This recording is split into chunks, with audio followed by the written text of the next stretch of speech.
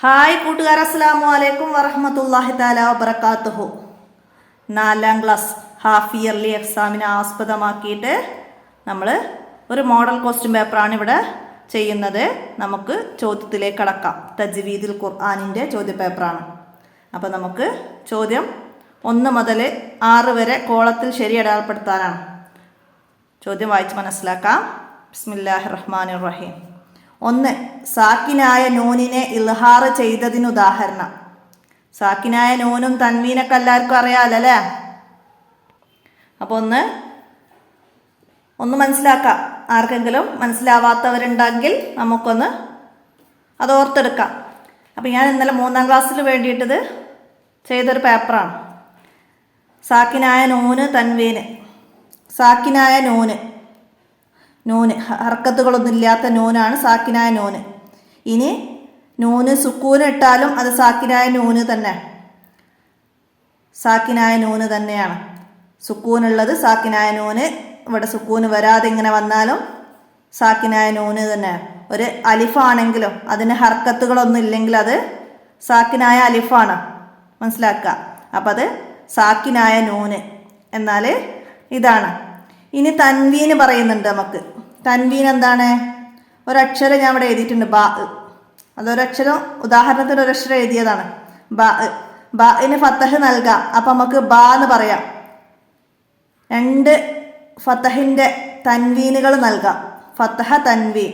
അപ്പം ബൻ എന്ന് പറയും. അപ്പം ഇതാണ് തൻവീന്. കസറ നൽകി തൻവീന്, കസറ തൻവീൻ. അപ്പം ബിൻ. ലൊമ്മ തൻവീൻ, ബുൻ. അപ്പോൾ ഈ 3 തൻവീനുകളാണ്, മനസ്സിലാക്കുക. അപ്പോൾ നൂനിൻ്റെയോ തൻവീനിൻ്റെയോ ശേഷം ഇൽഹാറിൻ്റെ ഹർഫുകൾ, ഹൽക്കിൻ്റെ അക്ഷരങ്ങൾ എന്ന് പറയും.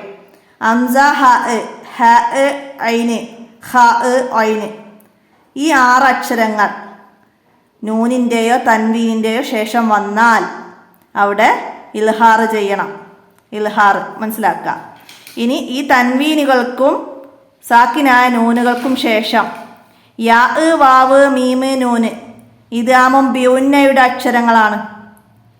ഇദ്ഗാമും ബിഉന്നയുടെ അക്ഷരങ്ങളായ യാ, വാവ്, മീമ്, നൂന് തൻവീനുകൾക്കോ സാക്കിനായ നൂനുകൾക്കോ ശേഷം വന്നാൽ അവിടെ ഇദ്ഗാമും ബിഉന്ന ചെയ്യണം. ഇദ്ഗാമും ബിഉന്ന. ഇനി അതുപോലെ തന്നെ ലാമ്, റാ, ലാമ്, റാ ഈ 2 അക്ഷരങ്ങൾ തൻവീനിൻ്റെയോ നൂനിൻ്റെയോ ശേഷം വന്നാൽ അവിടെ ഇദ്ഗാമും ബിലാഉന്ന ചെയ്യണം. ഇദ്ഗാമും ബിലാഉന്ന. ഇവിടെ വ്യക്തമാക്കി ഓതണം. ഇവിടെ ഉന്നത്തോടു കൂടി ഓതണം, ഇവിടെ ഉന്നത്ത് കൂടാതെ ഓതണം, മനസ്സിലാക്കുക. ഇനി ബാ നൂനിൻ്റെയോ തൻവീൻ്റെയോ ശേഷം ബാ വന്നാൽ അവിടെ മീമായി ഉന്നത്ത് ചെയ്യണം. ആ നൂനിനെയും തൻവീനെയും മീമാക്കി ഉന്നത്ത് ചെയ്തിട്ട് വേണം ഓതാൻ. അപ്പം അത് ഇക്ലാബാണ്, ഇക്ലാബ്. അപ്പോൾ ഈ അക്ഷരം 1 മാത്രമേ ഉള്ളൂ ഇക്ലാബിന്. തൻവീൻ്റെയോ നൂനിൻ്റെയോ ശേഷം ബാ വന്നാൽ ഇക്ലാബ്. അപ്പോൾ ഇത്രയും അക്ഷരങ്ങൾ നമ്മളിവിടെ പറഞ്ഞ ഈ ഇത്രയും അക്ഷരങ്ങളല്ലാത്ത, മനസ്സിലാക്കുക, ഇതല്ലാത്ത ബാക്കി ഏത് അക്ഷരങ്ങൾ വന്നാലും, അതായത് താ, സാ, ജീമ്, ദാല്, ദാല്, സായി, ഇങ്ങനെ കുറേ അക്ഷരങ്ങളുണ്ട് ഇവിടെ എഴുതാത്ത. ഈ അക്ഷരങ്ങൾ ഏതക്ഷരങ്ങളും ഇവിടെ ഇല്ലാത്ത ബാക്കി ഏത് അക്ഷരങ്ങളും തൻവീനിൻ്റെയും നൂനിൻ്റെയും ശേഷം വന്നാൽ അവിടെ ഇഖ്ഫാ ആണ്. ഇഖ്ഫാ, മറച്ചു മണിക്കലാണ് ഇഖ്ഫാ, മനസ്സിലാക്കുക. അപ്പം അത് നന്നായി മനസ്സിലാക്കാം. എന്നാലേ നമുക്ക് ഇവിടെ വന്ന പോലുള്ള ചോദ്യങ്ങൾ വന്നാൽ നമുക്ക് അടയാളപ്പെടുത്താൻ കഴിയുള്ളൂ. ഇവിടെ ചോദിച്ചു സാക്കിനായ നൂനിനെ ഇൽഹാർ ചെയ്തതിന് ഉദാഹരണം എന്ന് പറഞ്ഞ് ചോദിച്ച്. അപ്പോൾ നൂനിൻ്റെ ശേഷം, സാക്കിനായ നൂനിൻ്റെ ശേഷം ഇൽഹാറിൻ്റെ ഹർഫുകൾ വന്നത് നമുക്ക് നോക്കാം, മനസ്സിലാക്കുക. ഇവിടെ ഐന് വന്നു, ഐന്, മിൻ, ഐൽമിൻ. അപ്പോൾ നൂനിൻ്റെ ശേഷം ഐന് വന്നാലാണ് ഇൽഹാർ, മനസ്സിലാക്കുക. ഇവിടെ നൂനിൻ്റെ ശേഷം ലാമ് വന്നു, ഇദ്ഗാമും ബിലാഉന്ന. നൂനിൻ്റെ ശേഷം ഖാഫ് വന്നു, ഇഖ്ഫാ, മനസ്സിലാക്കുക. അടുത്തത് ഇദ്ഗാമും ബിലാഉന്നയുടെ അക്ഷരങ്ങൾ. ഇദ്ഗാമും ബിലാഉന്നയുടെ അക്ഷരങ്ങൾ. ഇപ്പോൾ ഇവിടെ ഇദ്ഗാമും ബിലാഉന്നയുടെ അക്ഷരമാണ് ചോദിച്ചത്. ഫാവും കാഫും ഇഖ്ഫാഇന്റെ അക്ഷരമാണ്. നൂനും വാവും ഇദ്ഗാമും ബിഉന്നയുടെ അക്ഷരമാണ്. ലാമ് റാ ഇതാണ് ഇദ്ഗാമും ബിലാ ഉന്നയുടേത്. നമ്മളിപ്പോ പറഞ്ഞിരുന്നു, മനസ്സിലാക്കാം. അടുത്തത് ത്വാഇഫത്തം മിൻകും. ത്വാഇഫത്തം മിൻകും എന്നതിലെ തൻവീനിനെ എന്ത് ചെയ്യണം എന്നാണ് നമ്മൾ ഇവിടുന്ന് കണ്ടെത്തേണ്ടത്. അപ്പോൾ ഇവിടെ തൻവീന് വന്നു, അതിൻ്റെ ശേഷം വന്ന അക്ഷരം മീമാണ്. അപ്പോൾ തൻവീനുകൾക്ക് ശേഷം മീമ് വന്നാൽ ഇദ്ഗാമും ബിഉന്നയുടെ അക്ഷരമാണ്. അപ്പോൾ ഇദ്ഗാമും ബിഉന്ന ചെയ്യണം എന്ന് നമുക്ക് ശരിയായപ്പെടുത്താം. തൻവീന് ശേഷം മീമ് വന്നു, മനസ്സിലാക്കുക. അപ്പോൾ ഫസ്റ്റ് പറഞ്ഞ ആ കാര്യം നന്നായി മനസ്സിലാക്കിയാലാണ് നമുക്ക് ഇത്രയും കാര്യങ്ങളൊക്കെ എഴുതാൻ കഴിയുള്ളൂ. ഇനി നമുക്ക് അടുത്ത ചോദ്യം നോക്കാം. അടുത്തത് അൽ മദ്ദുൽ മുത്തസിലിന് ഉദാഹരണം. മുത്തസിൽ എന്താണ്? മുത്തസിൽ എന്ന് ആദ്യം മനസ്സിലാക്കാം. എന്താണ് മുത്തസിൽ? നമ്മൾ മുത്തസിലിൻ്റെ പാഠം പഠിച്ചിരുന്നു. അപ്പം അതിലിതാ അടിവരയിട്ട കുറച്ച് ഭാഗങ്ങൾ നമുക്ക് ആദ്യം തന്നെ തന്നിട്ടുണ്ട്. അപ്പോൾ ഇവിടെ ജാ മദ് എന്ന് പറഞ്ഞാൽ എല്ലാവർക്കും അറിയാം, ഇങ്ങനെ മുകളിൽ ഇടുന്നതും പിന്നെ അലിഫ് വാവ് യാ എന്ന 3 മദ്ദക്ഷരങ്ങളുണ്ട്. അപ്പോൾ ഇതും മദ്ദാണ്. അപ്പോൾ ഇത് കൂടുതൽ നീട്ടേണ്ട മദ്ദാണിത്. അലിഫും വാവും യാവും എന്താണ്? അസ്ലിയായ മദ്ദാണ്. അത് ഉച്ചാരണത്തിന് ആവശ്യമായ സമയം മാത്രം നീട്ടുന്നതാണ്. അപ്പോൾ ഇവിടെ ജാ എന്നതിൽ മദ്ദക്ഷരമാണ് ഇത് ജീമാണ് ഇവിടെ മദ്ദക്ഷരം. അതിനോട് ചേർന്ന് തന്നെ ഹംസ വന്നു, അതാണ് മദ്ദുൽ മുത്തസിൽ. അപ്പോൾ മദ്ദക്ഷരവും അതേ കലിമത്തിൽ ഹംസയും വന്നാലുണ്ടാകുന്ന മദ്ദാണ് മദ്ദുൽ മുത്തസിൽ. മദ്ദക്ഷരത്തിൻ്റെ പിറകെ ഹംസ വന്നാലുണ്ടാകുന്ന മദ്ദാണ് മദ്ദുൽ മുത്തസിൽ. അപ്പോൾ അത് മനസ്സിലാക്കുക, ഒരുമിച്ച് വരണം, ഒരേ കലിമത്ത് വരണം. ഇതൊരു കലിമത്ത്, ഇതാന്നുള്ളത് ഒരു കലിമത്ത്, ജാ എന്നുള്ള ഒരു കലിമത്ത്, നസ്രു ഒരു കലിമത്ത്, അതാണ് മനസ്സിലാക്കണം. അപ്പോൾ ഇവിടെ മുത്തസിലിന് ഉദാഹരണം ഏതാണെന്നാണ് എഴുതേണ്ടത്. അത്വാഅൻ ലാ അഅ്ബുദു അൽ ഹാക്ക. അപ്പോൾ ഇവിടെ മദ്ദക്ഷരത്തിന് ശേഷം കലിമത്തിൽ തന്നെ ഹംസ വന്നത് അത്വാഅൻ എന്നതാണ്.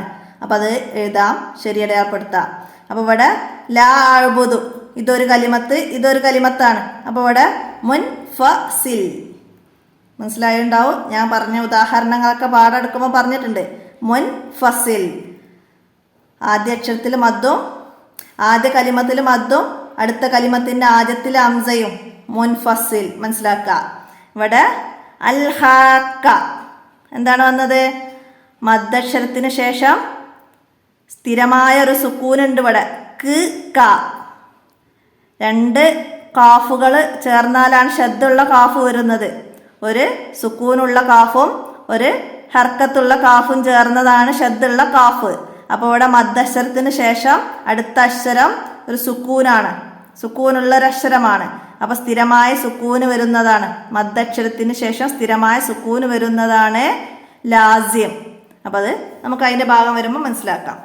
അടുത്തത് എന്താണ്? ഹൈറുനിത്തുമ അന്ന. ഹൈറുനിത്തുമ അന്ന ഇത് ഓതേണ്ട രൂപം. ഇതെങ്ങനെയാണ് ഓതേണ്ടത് എന്നാണ്. അപ്പോൾ ഇവിടെ തൻവീനുകൾക്ക് ശേഷം സുക്കൂനുള്ള ഒരക്ഷരം വന്നാൽ ആ തൻവീനിനെ കസറുള്ള നൂനാക്കിയിട്ട് ഓതണം നമ്മൾ പഠിച്ചിട്ടുണ്ട്. അപ്പോൾ ഇവിടെ ഹൈറുൻ എന്ന ഒരു തൻവീനിനെ കസറുള്ള നൂനാക്കണം. അപ്പം അതിന് ഹൈറു നിത്ത് മ അന്ന എന്ന് ഇവിടെ എഴുതിയത് ഹൈറു നിത്ത് മ അന്ന. മനസ്സിലാക്കുക, ഹൈറു നിത്ത് മ അന്ന.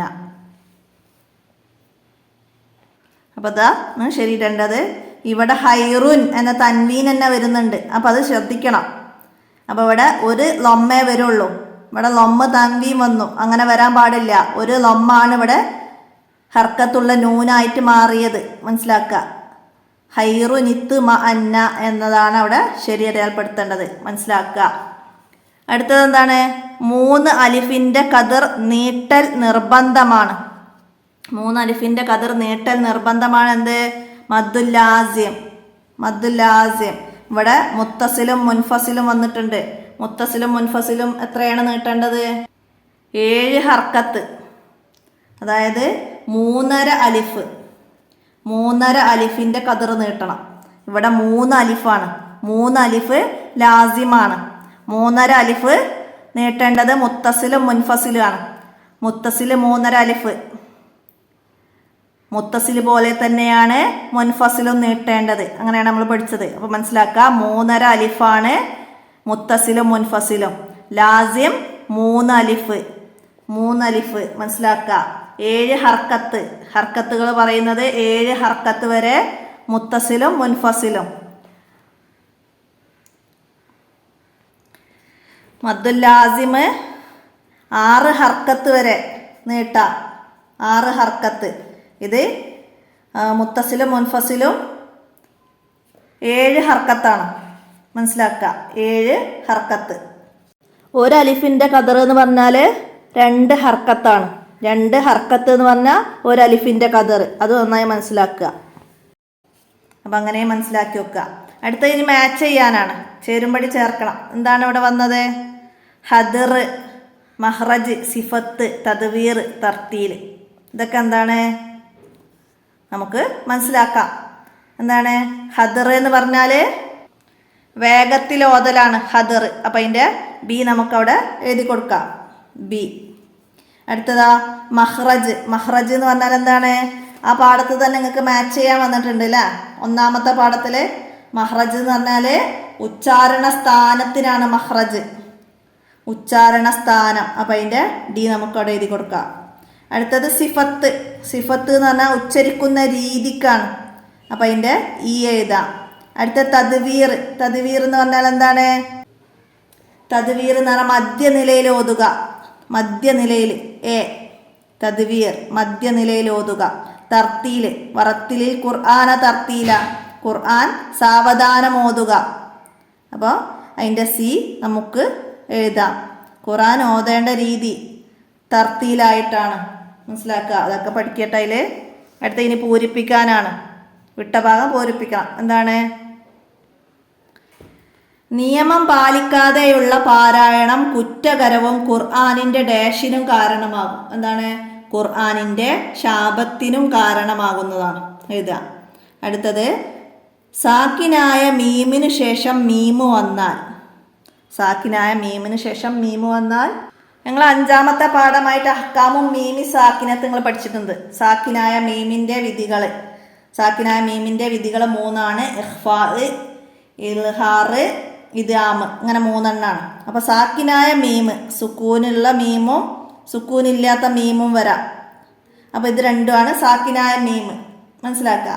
അപ്പോൾ ഈ 2 മീമുകൾക്ക് ശേഷവും മീമിന് ശേഷം മീമു വന്നു. അപ്പോൾ ഇദ്ഗാം, മീമിന് ശേഷം മീമു വന്നാൽ ഇദ്ഗാം ചെയ്യണം. മീമിന് ശേഷം ബാ വന്നാൽ ഇഖ്ഫാ ചെയ്യണം. മീമിന് ശേഷം ഈ 2 അക്ഷരമല്ലാതെ ഹിജായിയായ അക്ഷരങ്ങളിൽ നിന്ന് ബാക്കി ഏതെങ്കിലും അക്ഷരങ്ങൾ വന്നാൽ അവിടെ ഇൽഹാർ ചെയ്യണം. അങ്ങനെ മനസ്സിലാക്കി പഠിക്കുക. ഈ 2 അക്ഷരമല്ലാതെ ബാക്കി ഏത് അക്ഷരം വന്നാലും ഇൽഹാറാണ് ചെയ്യേണ്ടത്. അപ്പോൾ ഇവിടെ ചോദ്യം വന്നത് സാക്കിനായ മീമിന് ശേഷം മീമ് വന്നാൽ, അപ്പോൾ നമുക്കിവിടെ ഇദ്ഗാം ചെയ്യണം. ഇദ്ഗാം എന്ന് എഴുതി കൊടുക്കാം, മനസ്സിലാക്കുക. അടുത്തത് മദ്ദക്ഷരത്തിന് തൊട്ടു പിറകെ അതേ പദത്തിൽ ഹംസ വന്നാൽ ഉണ്ടാകുന്ന മദ്ദിനാണ് മദ്ദുൽ മുത്തസിൽ എന്ന് പറയുന്നത്. തൊട്ടു പിറകെ അതേ കലിമത്തിൽ തന്നെയാണ്, നമ്മൾ നേരത്തെ മേലെ പറഞ്ഞ് മദ്ദുൽ മുത്തസിൽ, മനസ്സിലാക്കി എഴുതുക. അടുത്തത് എന്താണ്?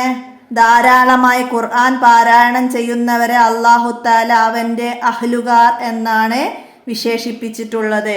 അവൻ്റെ അഹ്ലുകാർ, മനസ്സിലാക്കുക. അടുത്തത് സാക്കിനായ നൂനിനു ശേഷം ഡാഷ് വന്നാൽ ഇക്ലാബ് ചെയ്യണം. ഏതാണ് നമ്മൾ അക്ഷരം പറഞ്ഞത്? ബാ. ബാ വന്നാൽ, നൂനിന് ശേഷം ബാ വന്നാൽ ഇക്ലാബ് ചെയ്യണം. സാക്കിനായ മീമിന് ശേഷം ഡാഷ് വന്നാൽ ഇക്ലാബ് ചെയ്യണം എന്ന് പറഞ്ഞാൽ അവിടെയും ബാ തന്നെയാണ് എഴുതേണ്ടത്. നൂനിനും തൻവീനിനും ശേഷം ബാ വന്നാൽ ഇക്ലാബ് ചെയ്യണം, മനസ്സിലാക്കുക. അൽ മുത്തസിൽ ഡാഷ് ഹർക്കത്ത് വരെ നീട്ടാവുന്നതാണ്. മുത്തസിൽ എത്ര ഹർക്കത്താണ്? 7 ഹർക്കത്ത്, 7 ഹർക്കത്ത് വരെ നീട്ടാവുന്നതാണ്. അപ്പോൾ നമുക്കവിടെ 7 എന്ന് എഴുതി കൊടുക്കാം. അത് ഇതൊക്കെ അറബി മലയാളത്തിൽ എഴുതാൻ ശ്രദ്ധിക്കണം. 7 എന്നതൊക്കെ കേട്ടോ, മനസ്സിലാക്കുക. 7. അടുത്തത് എന്താണ്? ഒറ്റ വാക്കിൽ ഉത്തരം എഴുതാനാണ്. എന്താണ്? വിശുദ്ധ ഖുർആൻ പാരായണത്തിനു ഏറ്റവും ഉത്തമമായ രൂപം ഏതായിരുന്നു? തർത്തീൽ. തർത്തീലാണ് വിശുദ്ധ ഖുർആൻ പാരായണത്തിന് ഏറ്റവും ഉത്തമമായ രൂപം.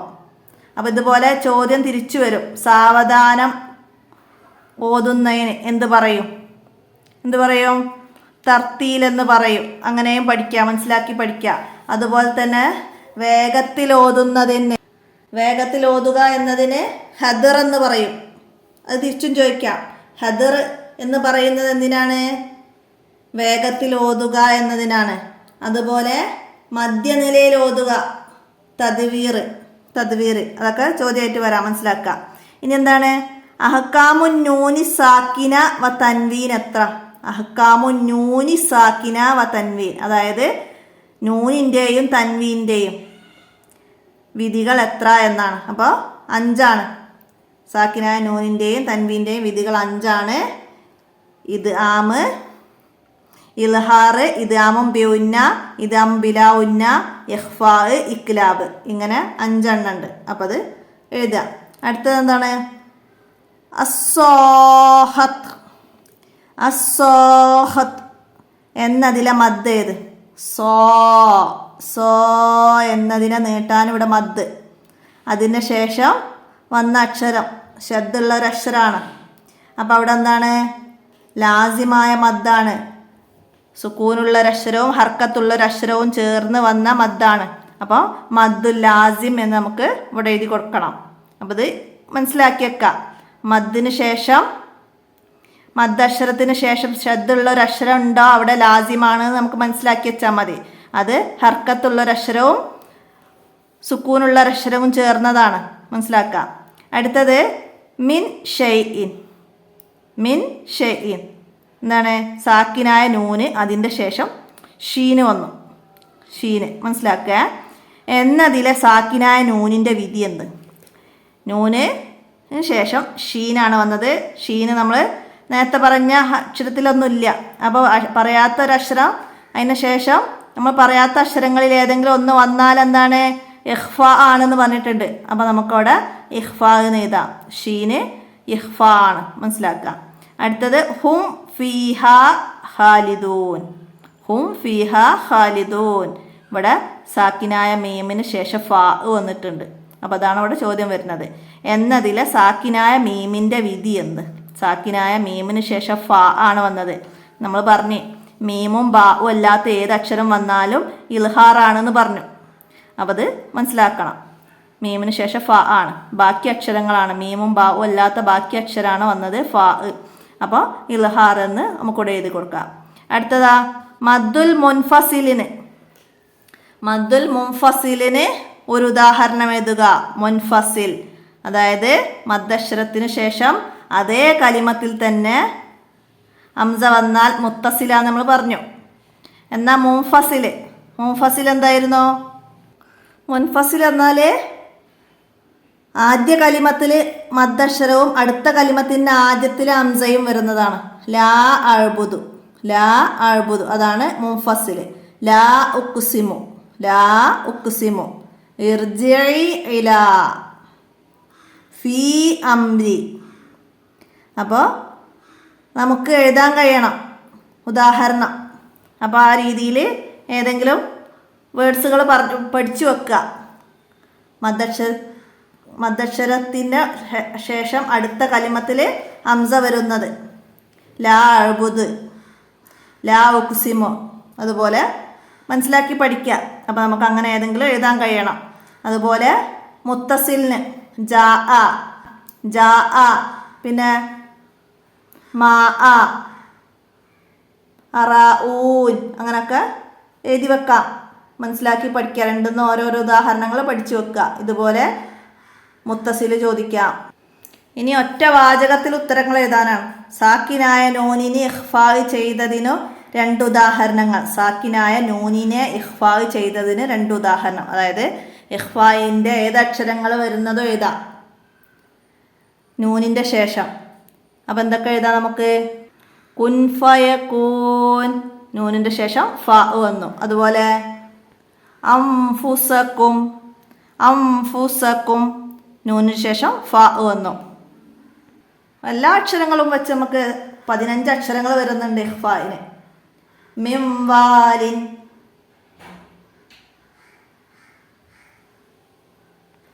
കുന്തും, മിൻകും, അങ്ങനൊക്കെ എഴുതാം നമുക്ക് നൂനിൻ്റെ ഉദാഹരണം. അതുപോലെ തൻവീനിൻ്റെത് വന്നത് നമുക്ക് എഴുതാൻ കഴിയണം. എന്താണ്? ഷൈഇൻ ഖദീർ, അങ്ങനൊക്കെ നമുക്ക് എഴുതാൻ കഴിയണം തൻവീൻ്റെ ശേഷം വന്നത്. അതുപോലെ ഇക്ലാബിൻ്റെ വന്നാൽ അവിടെ നൂനിൻ്റെ തൻവീൻ്റെ ശേഷം ഇക്ലാബിൻ്റെ അക്ഷരമായ ബാ വരണം. അതിന് ഉദാഹരണം അലീമും ബിദാത്തി സുദൂർ, തൻവീന് ശേഷം ബാ വന്നു.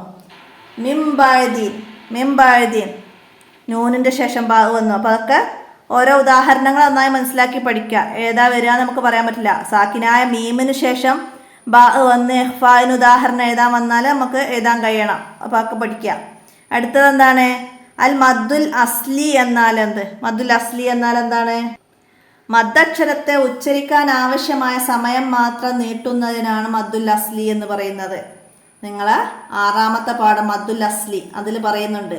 കാല, കീല, യക്കൂലു ഉദാഹരണങ്ങൾ. കാല എന്ന ഫതഹിനെ നീട്ടാൻ അലിഫും, കീല എന്ന കസറയെ നീട്ടാൻ യാവും, കൂലു എന്ന യക്കൂലു എന്ന ലൊമ്മയെ നീട്ടാൻ വാവും. അപ്പോൾ അതിനെ ഉച്ചരിക്കാൻ ആവശ്യമായ സമയം നീട്ടുന്നതിനാണ് മദ്ദുൽ അസ്ലി എന്ന് പറയുന്നത്. മദ്ദക്ഷരത്തെ ഉച്ചരിക്കാൻ ആവശ്യമായ സമയം നീട്ടുന്നതിന്. മനസ്സിലാക്കാം. അടുത്തത് എപ്പോഴാണ് മദ്ദുൽ ലാസിം ഉണ്ടാകുന്നത്? മദ്ദുൽ ലാസിം ഉണ്ടാകുന്നത് എപ്പോഴാണ്? മദ്ദക്ഷരത്തിന് ശേഷം സ്ഥിരമായ സുക്കൂൻ വന്നാൽ ഉണ്ടാകുന്നതാണ് മദ്ദുൽ ലാസിം. മദ്ദക്ഷരത്തിന് ശേഷം സ്ഥിരമായ സുക്കൂൻ വന്നാലാണ് മദ്ദുൽ ലാസിം ഉണ്ടാകുന്നത്. അപ്പോൾ മദ്ദുൽ ലാസിം ഉണ്ടാകുന്നത് എപ്പോഴെന്ന് വെച്ചാൽ മദ്ദക്ഷരത്തിന് ശേഷം സ്ഥിരമായ സുക്കൂൻ വന്നാൽ ഉണ്ടാകുന്നതാണ് മദ്ദുൽ ലാസിം. മനസ്സിലാക്കാം. അടുത്ത തൻവീൻ എന്നാൽ എന്ത്? എന്താണ് തൻവീൻ? നമ്മൾ 4ാമത്തെ പാഠത്ത് പറയുന്നുണ്ട്. അപ്പോൾ അത് എല്ലാവരും മനസ്സിലാക്കി പഠിക്കണം. എന്താണ്? കലിമത്തുകളുടെ അവസാനത്തിൽ ഉച്ചാരണത്തിൽ വരുന്നതും എഴുത്തിൽ കാണാത്തതുമായ സുക്കൂനുള്ള നൂനാണ് തൻവീൻ. കലിമത്തുകളുടെ അവസാനത്തിൽ ഉച്ചാരണത്തിൽ വരുന്നതും എഴുത്തിൽ കാണാത്തതുമായ സുക്കൂനുള്ള നൂന് തന്നെയാണ് തൻവീൻ. അതാണ് തൻവീൻ എന്നാൽ. മനസ്സിലാക്കുക. നമ്മൾ ഫതഹ് തൻവീൻ, കസറ തൻവീൻ, ലമ്മ തൻവീൻ പറഞ്ഞു. അപ്പോൾ അവിടെ എഴുത്തിൽ നൂന് കാണൂല. ബൻ, ബൻ തൻവീനുണ്ട് ബൻ എന്ന് പറയുമ്പോൾ. അപ്പോൾ അവിടെ നമ്മൾ ഉച്ചാരണത്തിൽ ഒരു നൂന് വരുന്നു. ബൻ, ബുൻ, ബിൻ എന്നൊക്കെ പറയുമ്പോൾ നൂന് വരുന്നില്ല. അതിനാണ് തൻവീൻ എന്ന് പറയുന്നത്. മനസ്സിലാക്കുക. ഉച്ചാരണത്തിൽ വരുന്നതായ നൂനിനാണ് തൻവീൻ എന്ന് പറയുന്നത്. അടുത്തത് എന്താണ്? സാക്കിനായ മീമിനെ ഇദ്ഗാം ചെയ്തതിന് 2 ഉദാഹരണങ്ങൾ എഴുതുക. സാക്കിനായ മീമിന് ഇദ്ഗാം ചെയ്ത ഒരു ഉദാഹരണം മനസ്സിലാക്കി പഠിക്കുക. മീമിന് ശേഷം മീം വന്നാലാണ് ഇദ്ഗാം ചെയ്യേണ്ടത്. അപ്പം നിങ്ങൾ 5ാമത്തെ പാഠത്തിൽ പറയുന്നുണ്ട്. അവിടെ ഇൽഹാറിൻ്റെ 2 ഉദാഹരണങ്ങളുണ്ട്. ഇവിടെ ഫാ വന്ന് മീമിന് ശേഷം ഫാ വന്നത് ഒന്ന്, പിന്നെ മീമിന് ശേഷം വാവ് വന്നത് അംവാലിഹി. ഇതൊന്നും ഇവിടെ നമ്മൾക്ക് മനസ്സിലാവൂല, പെട്ടെന്ന് നമ്മൾ കാണൂല. മനസ്സിലായില്ല? ഇവിടെ മീമിന് ശേഷം സ്വാദ് വന്നു. മനസ്സിലായില്ല? അപ്പം അംവാലിഹിം എന്നതിൽ സാക്കിനായ മീമിൻ്റെ വിധി ചോദിച്ചാൽ എന്താണ്? ഇൽഹാറാണ്. മീമിന് ശേഷം വാവ് വന്നിട്ടുണ്ട്, ഇൽഹാറാണ്. അപ്പോൾ അതൊക്കെ മനസ്സിലാക്കുക. 2 ഉദാഹരണങ്ങൾ പഠിക്കുക. ഇതിൽ നിന്നുള്ള തന്നെ പഠിച്ചാൽ മതി. അടുത്തത് മീമിന് ശേഷം മീമ് വന്നതിന് ഉദാഹരണം മനസ്സിലാക്കുക. മീമിന് ശേഷം മീമ് വന്ന് ഇദ്ഗാം. അപ്പോൾ ഇതാണ് അവിടെ ചോദിച്ച ചോദ്യം. മനസ്സിലാക്കുക. അപ്പോൾ ഇവിടെ വന്നിട്ടുണ്ട് എന്താണ്? മീമിന് ശേഷം ബാ വന്നത് ഇഖ്ഫാഇൻ്റെത്. മീമിന് ശേഷം ബാ വന്നത് ഇഖ്ഫാ. ഇതാ വഹും ബിറബ്ബിഹിം ഇഖ്ഫാ. ബിറബ്ബിഹിം യഅലമൂൻ. യാ മീമിന് ശേഷം യാ ആണ്, ഇൽഹാറാണ്. മനസ്സിലാക്കുക. അപ്പോൾ അത് 3ൻ്റെയും ഈ 2 ഉദാഹരണങ്ങൾ വെച്ച് മനസ്സിലാക്കി പഠിക്കുക. അടുത്തത് തൻവീനിനെ കസറുള്ള നൂനാക്കി ഓതേണ്ടത് എപ്പോൾ? തൻവീനിനെ കസറുള്ള നൂനാക്കി ഓതേണ്ടത് എപ്പോൾ എന്ന് വെച്ചാൽ എന്താണ്? തൻവീനുകൾക്ക് ശേഷമുള്ള അക്ഷരങ്ങൾക്ക്, തൻവീനുകൾക്ക് ശേഷമുള്ള അക്ഷരങ്ങൾക്ക് സുക്കൂനായാൽ, അതായത് തൻവീനിനോട് ചേർന്ന അക്ഷരം അതിന് സുക്കൂനായാൽ തൻവീനിനെ കസറുള്ള നൂനാക്കി ഓതണം. തൻവീനിന് ശേഷം വന്ന അക്ഷരങ്ങൾക്ക് സുക്കൂനായാൽ തൻവീനിനെ കസറുള്ള നൂനാക്കി ഓതണം. മനസ്സിലാക്കി എഴുതുക. അടുത്തത് ഇദ്ഗാമും ബിഉന്നയുടെ ഹർഫുകൾ ഏതല്ല? ഇദ്ഗാമും ബിഉന്നയുടെ ഹർഫുകൾ നമ്മൾ നേരത്തെ പറഞ്ഞു. യാ, വാവ്, മീമ്, നൂന്. യാ, വാവ്, നൂന്, മീമ്. മനസ്സിലാക്കുക. അടുത്ത ഇഖ്ഫായിൻ്റെ അക്ഷരങ്ങളിൽ നിന്ന് 8 എണ്ണം ഏതാണ്? ഇഖ്ഫായിൻ്റെ അക്ഷരങ്ങളിൽ നിന്ന് 8 എണ്ണം എഴുതാം. അപ്പോൾ നമുക്ക് ഫസ്റ്റ് മുതൽ പറഞ്ഞു നോക്കാം. അലിഫ് ഇൽഹാറിലുണ്ട്, ബാ ഇക്ലാബിൽ, പിന്നെ താ, സാ, ജീമ്, ഹ ഇൽഹാറിലുള്ളതാണ്. മനസ്സിലാക്കുക. ഹാവും. അപ്പം ഇങ്ങനെ മനസ്സിലാക്കി പറഞ്ഞു എഴുതി പോവുക. താ, സാ, ജീമ്. പിന്നെ അതുപോലെ സീന്, ഷീന്, സോദ്, ലോദ്, തോ, ലോ. അങ്ങനെ നമുക്ക് 8 അക്ഷരങ്ങൾ എഴുതാം. മനസ്സിലാക്കി പഠിക്കുക. ഇനി 5 വരിയിൽ കുറയാതെ ഉപന്യസിക്കണം. ഖുർആൻ പാരായണം എന്നതിനെ കുറിച്ചിട്ടാണ് എഴുതേണ്ടത്. അപ്പോൾ നമ്മൾ ഒന്നാമത്തെ പാഠത്തിൽ പറയുന്നുണ്ട് ഖുർആൻ പാരായണത്തെക്കുറിച്ച്. വറത്തിലിൽ ഖുർആന തർത്തീല എന്ന്. എന്താണ്? മനുഷ്യരെ നേർമാർഗത്തിലേക്ക് നയിക്കാൻ ജിബ്രീൽ അലൈഹിസ്സലാം മുഖേന അല്ലാഹു തആല നബി സല്ലല്ലാഹു അലൈഹി വസല്ലമക്ക് അവതരിച്ച വിശുദ്ധ വചനങ്ങളാണ് ഖുർആൻ. ഖുർആൻ പാരായണം വളരെ പുണ്യമുള്ള ഇബാദത്താണ്. ധാരാളമായി ഖുർആൻ പാരായണം ചെയ്യുന്നവരെ അല്ലാഹു തആല അവൻ്റെ അഹ്ലുകാരെന്ന് വിശേഷിപ്പിച്ചിട്ടുണ്ട്. ഖുർആൻ പാരായണം ചെയ്യുന്നവർക്ക് അന്ത്യനാളിൽ അത് സാക്ഷി നിൽക്കും.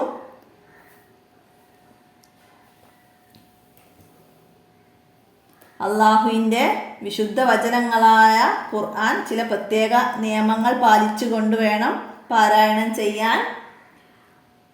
തർത്തീൽ, ഈ രൂപമാണ് ഏറ്റവും നല്ലത്.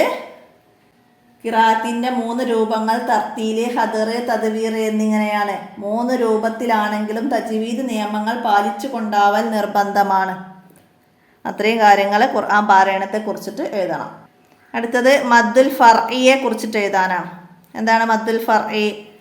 മദ്ദുൽ ഫർഇ മദ്ദുൽ അസ്ലിയേക്കാൾ കൂടുതൽ നീട്ടണം. മദ്ദുൽ ഫർഇയിൽ 5 ഇനങ്ങളുണ്ട്. മുത്തസിൽ, മുൻഫസിൽ, ലാസിം, ആരിദ്, ലീന്. ഇങ്ങനെ 5 ഇനം മദ്ദുകളുണ്ട്. മനസ്സിലാക്കുക. എന്താണ്? മദ്ദക്ഷരത്തിന് ശേഷം അംസയോ സുക്കൂനോ വന്നാൽ മദ്ദക്ഷരത്തെ കൂടുതൽ നീട്ടണം. ഇതാണ് മദ്ദുൽ ഫർഇ. മനസ്സിലാക്കിയിട്ട് എഴുതുക. മദ്ദുൽ ഫർഇ എന്ന പാഠമുണ്ട് നിങ്ങൾക്ക്, 7ാമത്തെ പാഠം. അതിൽ നിന്ന് മനസ്സിലാക്കി എഴുതുക. അതുപോലെ മദ്ദുൽ അസ്ലിയെ കുറിച്ചിട്ടും എഴുതാൻ വരാം. എന്താണ് മദ്ദുൽ അസ്ലി? മദ്ദക്ഷരമായ അലിഫ്, വാവ്, യാ എന്നിവ ഉച്ചാരണത്തിനാവശ്യമായ സമയം നീട്ടുന്നതിനാണ് മദ്ദുൽ അസ്ലി എന്ന് പറയുക. കാല, കീല, യക്കൂലു എന്നതിലുള്ള മദ്ദുകൾ ഉച്ചരിക്കാൻ ആവശ്യമായ സമയം മാത്രം നീട്ടുന്നതിനാണ് മദ്ദുൽ അസ്ലി എന്ന് പറയുന്നത്. ഫതഹയെ നീട്ടാൻ അലിഫും, ലമ്മയെ നീട്ടാൻ വാവും, കസ്റയെ നീട്ടാൻ യാവുമാണ് ഇവിടെ ഉപയോഗിക്കുന്നത്. മദ്ദക്ഷരമുള്ള പദങ്ങളിൽ അവ ഒഴിവാക്കലും ഇല്ലാത്ത സ്ഥലങ്ങളിൽ അവ നൽകലും തെറ്റാണ്. അതുകൊണ്ട് മദ്ദുകൾ ശ്രദ്ധിച്ച് ഖുർആൻ പാരായണം ചെയ്യണം എന്നൊക്കെ നമുക്ക് മദ്ദുൽ അസ്ലിയെ കുറിച്ചിട്ട് എഴുതാം. അതുപോലെ മുത്തസിലും മുൻഫസിലും അത് വരുന്നുണ്ട്. മദ്ദുൽ ലാസിമും അതൊക്കെ ഇതുപോലെ വന്നാൽ നമുക്ക് ആ പാഠത്തെ മനസ്സിലാക്കിയിട്ട് എഴുതാൻ കഴിയണം. ലാസിം, മദ്ദുൽ ലാസിമിനെ കുറിച്ചിട്ട് എന്ത് എഴുതി കൊടുക്കാം നമുക്ക്? മദ്ദക്ഷരങ്ങൾ സ്ഥിരമായ സുക്കൂന് വന്നാൽ ഉണ്ടാകുന്നതാണ് മദ്ദുൽ ലാസിം. ഹർക്കത്തുള്ള ഒരക്ഷരവും സുക്കൂനുള്ള ഒരക്ഷരവും ഹർക്കത്തുള്ള അക്ഷരവും കൂടി ചേർന്ന് ഷദ്ദുള്ള ഒരക്ഷരമായിട്ട് തീരും. അങ്ങനെയാണ് മദ്ദുൽ ലാസിം വരുന്നത്. മദ്ദക്ഷരത്തിന് തൊട്ടുപിറകെ സുക്കൂന് വന്നാൽ കൂടുതൽ നീട്ടണമെന്ന് നാം പഠിച്ചിട്ടുണ്ട്. അങ്ങനെയൊക്കെ നമുക്ക് മദ്ദുൽ ലാസിമിനെ കുറിച്ചിട്ട് എഴുതാൻ കഴിയണം. ഇത് 3 അലിഫിൻ്റെ ഖദർ വരെ നീട്ടൽ നിർബന്ധമാണ്. 6 ഹർക്കത്ത്. 3 അലിഫിൻ്റെ ഖദർ എന്ന് പറഞ്ഞാൽ 6 ഹർക്കത്ത്. 7 ഹർക്കത്ത് എന്ന് പറഞ്ഞാൽ 3.5 അലിഫിൻ്റെ ഖദർ. 7 ഹർക്കത്ത് എന്ന് പറഞ്ഞാൽ 3.5 അലിഫിൻ്റെ ഖദർ. അതാണ് മുത്തസിൽ നീട്ടേണ്ടത്, മുത്തസിലും മുഫസിലും നീട്ടേണ്ടത്. മനസ്സിലാക്കി പഠിക്കുക. അപ്പോൾ ഇത്രയാണ് തജ്വീദുൽ ഖുർആൻ ചോദ്യപേപ്പറിൽ നിന്ന് നിങ്ങൾക്ക് മനസ്സിലാക്കി പഠിക്കാനുള്ളത്. എല്ലാവരും ഉപകാരപ്പെടുത്തുക. ഇനി എന്തെങ്കിലും തെറ്റുകൾ സംഭവിക്കുന്നുണ്ട്, ഞാൻ വായിക്കുന്നതിൻ്റെ ഇടയിൽ വേറെ ശ്രദ്ധയിലും പറയുന്നത് മാറിപ്പോകുന്നതൊക്കെ ഉണ്ട്. അപ്പോൾ അതൊക്കെ കട്ട് ചെയ്യുന്നുണ്ട്. ഇനി എന്തെങ്കിലും വിട്ടുപോയതൊക്കെ വീഡിയോയിൽ ഉൾപ്പെട്ടു പോവുകയാണെങ്കിൽ നിങ്ങളൊന്ന് കമൻ്റായിട്ട് അറിയിക്കുക. ഇനി നിങ്ങളുടെ കൂട്ടുകാർക്കൊക്കെ വീഡിയോ ഷെയർ ചെയ്ത് കൊടുക്കുക. അപ്പോൾ ഇതൊക്കെ ഒരു തജ്വീദിൻ്റെ ഈ ഒരു എക്സാമിന് ഈ ക്വസ്റ്റ്യൻ പേപ്പർ വെച്ച് തന്നെ ഞാൻ പറഞ്ഞ കാര്യങ്ങൾ പാഠബുക്കിലൊക്കെ നോക്കി നന്നായി മനസ്സിലാക്കി പഠിച്ചാൽ നിങ്ങൾക്ക് നന്നായിട്ട് എക്സാം എഴുതാൻ കഴിയും. അപ്പോൾ ഇതിൽ വന്ന ഉദാഹരണത്തിൽ വന്ന പദങ്ങളായിരിക്കൂല അതിൽ വരിക, അത്രയും മാത്രമേ വ്യത്യാസങ്ങൾ വരൂ. ചോദ്യം അതുപോലെ തന്നെ വരാം. മനസ്സിലാക്കി പഠിക്കുക, ഉപകാരപ്പെടുത്തുക. ഞാൻ എൻ്റെ വോയിസ് അവസാനിപ്പിക്കുകയാണ്. അസ്സലാമു അലൈക്കും വറഹ്മത്തുള്ളാഹി വബറകാതുഹു.